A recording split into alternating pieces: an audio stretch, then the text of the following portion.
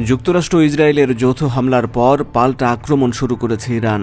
তবে তেহরানের এক একটি সস্তা ড্রোন ঠেকাতে পশ্চিমাদের যে পরিমাণ অর্থ ব্যয় হচ্ছে তাতে কয়েক সপ্তাহের মধ্যে তাদের প্রতিরক্ষা ব্যবস্থা বা অ্যান্টি মিসাইলের মজুদ ফুরিয়ে যাওয়ার শঙ্কা দেখা দিয়েছে।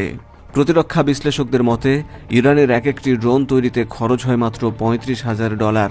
বিপরীতে এটি ধ্বংস করতে এক একটি ইন্টারসেপ্টর ক্ষেপণাস্ত্রের পেছনে ব্যয় হচ্ছে $5 থেকে $40 লাখ পর্যন্ত। এটি এখন পশ্চিমা সামরিক পরিকল্পনাবিদদের প্রধান দুশ্চিন্তার কারণ হয়ে দাঁড়িয়েছে। ইরান বর্তমানে ইসরায়েল ছাড়াও সংযুক্ত আরব আমিরাত, কুয়েত, বাহরাইন, কাতার ও সৌদি আরবে অবস্থিত মার্কিন এবং মিত্রদের ঘাঁটিতে একসঙ্গে হামলা চালাচ্ছে। তেহরান প্রতিদিন 2500-র বেশি ড্রোন ছুড়ে তাদের শত্রুদের প্রতিরক্ষা ব্যবস্থাকে বিভ্রান্ত করে ফেলেছে, কারণ একটি ঘাঁটিকে রক্ষা করতে ব্যবহৃত ইন্টারসেপ্টর অন্য কোথাও ব্যবহার করা সম্ভব নয়। ধারণা করা হচ্ছে ইরানের কাছে বর্তমানে 80,000 থেকে 1 লাখ শাহেদ ড্রোন মজুদ আছে। মাসে অন্তত 500 ড্রোন তৈরির সক্ষমতা থাকায় তারা টানা 1 মাস প্রতিদিন 2500 ড্রোন দিয়ে হামলা চালিয়ে যাওয়ার সামর্থ্য রাখে। 2025 সালের জুনের লড়াইয়ে যুক্তরাষ্ট্রের ক্ষেপণাস্ত্রের মজুদ ব্যাপক হারে কমে গিয়েছিল।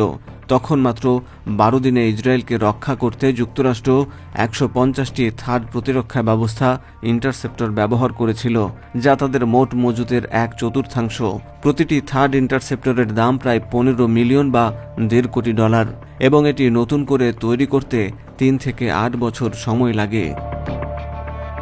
একজন পশ্চিমা বিশ্লেষক কেলি গ্রিকো বুলমার্কে বলেন, অ্যান্টিব্যালিস্টিক ইন্টারসেপ্টর নিয়ে আমরা খুবই উদ্বিগ্ন। আমরা এগুলো তৈরির চেয়ে দ্রুত হারে ব্যবহার করে ফেলছি।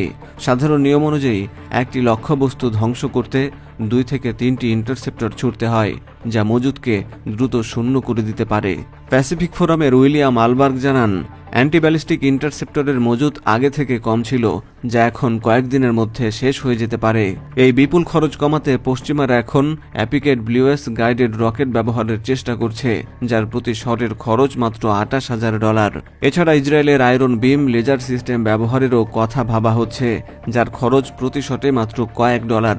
তবে বর্তমানে এই লেজার সিস্টেমের মাত্র 1-2টি সচল আছে এবং সেগুলো শুধুই ইসরায়েলেই সীমাবদ্ধ।